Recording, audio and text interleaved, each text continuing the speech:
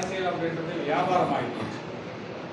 அது திமுக இருந்தாலும் சரி, அதிமுக இருந்தாலும் சரி, இதர பல கட்சிகளாக இருந்தாலும் சரி, அரசியல் அப்படின்றது ஒரு பெரிய வியாபார பொருளாகிறது. அப்போ என்ன பண்ணுவாங்க, யாருக்கிட்ட வியாபாரம் நடக்குதோ அவன் பார்த்துட்டு போயிட்டே இருப்பான். திமுக போய் சொன்னா 6 எம்எல்ஏ கொடுத்தாலும் ஜெயிச்சாலுமே அந்த 6 எம்எல்ஏக்கு மரியாதை அவங்களுக்கு இருக்காது. அவன் மாட்டுக்கு அவங்க ஆளுல மந்திரியா போடுவான், முதல்வராக இருப்பாங்க, துணை முதல்வராக இருக்கான். அவன் என்ன பண்ணணும் நினைச்சு பண்ணிட்டு போயிட்டே இருப்பான். அவ்வளோதான், எலெக்ஷன் முடிகிற வருவான். அப்போ மற்ற சமுதாயங்கள் நம்ம மாதிரி சமுதாயங்கள்ல என்ன ஆகுது? அப்போ நம்ம என்ன பண்ணணும்? அந்த அரசியல் என்ற ஆயுதத்தை தான் நம்ம கையில் எடுக்கணும். அதான் எடுத்து இருக்கணும். அப்போ ஒவ்வொரு மாவட்டத்திலும் போடக்கூடிய நிர்வாகிகள் முழு ஈடுபாடாக தன்னுடைய வீட்டுக்கு நம்ம இரண்டாகம் பண்ணலாம். நல்லா தெரிஞ்சுக்க, ஒவ்வொரு நிர்வாகிகளுடைய மனசுல இது கருத்தப்படுது.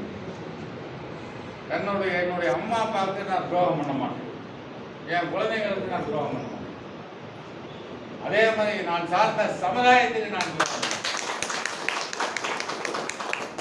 அந்த எண்ணங்கள் நம்ம சமுதாயத்தில் பிறக்கக்கூடிய எல்லா சமுதாயத்திலும் பிறக்கக்கூடிய ஒவ்வொரு தனி மனிதனுக்கும் இருந்தால் அந்த சமுதாயம் அந்த எண்ணங்களை நாம் மனதில் வைப்போம். இனி வரும் காலங்களில் என்னுடைய நோக்கங்களே வேற. எல்லாம் ஒன்று சேர்க்கணும்னா நம்மளாம் 40-50 எம்எல்ஏக்களுக்கு நம்ம தயாராகணும். நம்ம ஒன்று சேர்ந்துட்டோம் அப்படின்னா 40-50 சட்டமன்ற உறுப்பினர்களுக்கு நம்ம சமுதாயம் தயாராகலாம். நமக்காக மற்ற சமுதாயத்தை சேர்ந்தவர்களும் கைகோர்க்க வருகிறார்கள். நமக்காக அவர்கள் வருகிறார்கள், அவருக்காக நாம் போராட போறோம். ஒன்றும் நம்மகிட்ட பிடிக்காமல் கொடுக்கப்படுறது கிடையாது. ஒரு சமுதாயத்துக்கு இவ்வளவு பர்சன்டேஜ் இருக்கு, அந்த பர்சன்டேஜ் முறையாக பேசுறாரு. இன்னைக்கு எம்பிசின்னு வருது, 450 சமுதாயங்களுக்கு மேலே பிசியில் இருக்கு. 30% கொடுக்குறாங்க. 450 பண்ணா அப்படின்னா ஒரு சமுதாயத்துக்கு எவ்வளவு பர்சன்டேஜ்? இன்னைக்கு அதே 35% மிகவும் பிற்படுத்தப்பட்ட பட்டியலில் கொடுக்குறாங்க. 45 சமுதாயம். அப்ப எவ்வளவு? அப்ப அவன் அனுபவிக்கக்கூடிய 10% கூட நாம இன்னைக்கு அனுபவிச்சுக்கிட்டு இருக்கல. 10% கூட அனுபவிச்சுட்டு இருக்கல. அதே மாதிரி தாழ்த்தப்பட்ட சமுதாயங்கள் அது இன்னும் மோசம். இன்னைக்கு நம்ம சமுதாயத்தை சேர்ந்தவர்கள் 85-90% நம்ம பையன் எடுக்கிறான். எம்பிசியில் 60% எடுக்கிறான். தாழ்த்தப்பட்ட ஒரு சமுதாயம் 40% எடுக்கிறான். யாருக்கு வேலை வாய்ப்பு, யாருக்கு கல்வி அப்படின்னா அந்த பிற்படுத்தப்பட்ட மிகவும் பிற்பட்ட எம்பிசிக்கும் தாழ்த்தப்பட்டவருக்கு மட்டும்தான் புரியாது.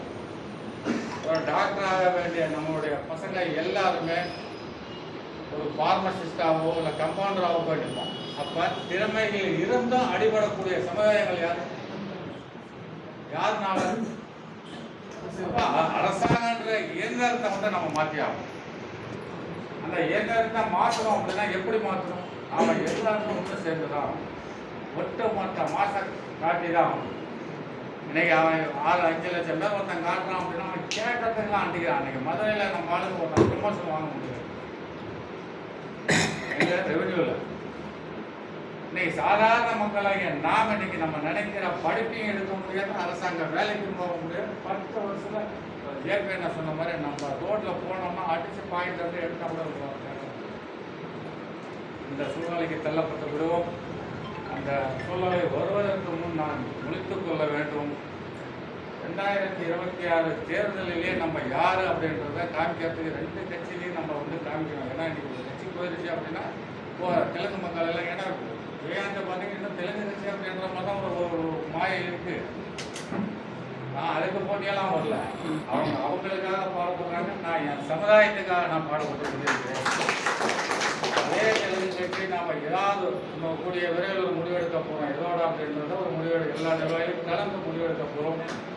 அந்த முடிவெடுக்கக்கூடிய இதில் இவங்களுடைய கட்சி இவ்வளவு பெரிய அளவில் இருக்கா அப்படின்றது வெளிப்படுத்த வேண்டுமானால் அது உங்கள் கையில் தான் இருக்கிறது.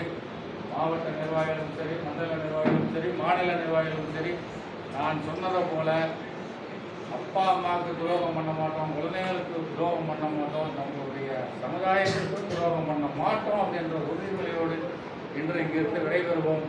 மீண்டும் விரைவில் மிகப்பெரிய அளவில் தான் இந்த கூட்டம் நடத்தலான்ற ஒரு 2-3 பேரை வச்சு தான் எந்தோட அமைப்போட நம்ம போகிறோமோ அந்த அமைப்பு தலைவரை இங்கே வர வச்சு ஒரு கூட்டம் போட்டு நம்ம சமுதாயத்தை இதை காமிக்கலான்னு இருக்கோம். ஆனால் ஆஃபீஸ் முறையிட்டு நம்ம சொந்த மதத்தை மட்டும் விசேஷம் தேர்ந்தரலாம் தான் நீங்கள் முயற்சி பண்ணது. அந்த கூட்டமைப்பு போகிறோம் அப்படின்ற போது நம்ம ஆதரவு கொடுக்க போகிறோம், சீட்டு கேட்க போகிறோம் அப்படின்ற போது அதே 3000 பேரோட ஒரு இடத்தில் திரண்டு நாம் ஆதரவு கொடுப்போம். அப்போ நம்ம சக்தி என்னன்றது வெளிப்படும் என்று கூறிக்கொண்டு அதற்கு எல்லாம் நாம் தயாராக வேண்டும் என்று கூறிக்கொண்டு வாய்ப்புக்கு நன்றி கூறுகிறேன்.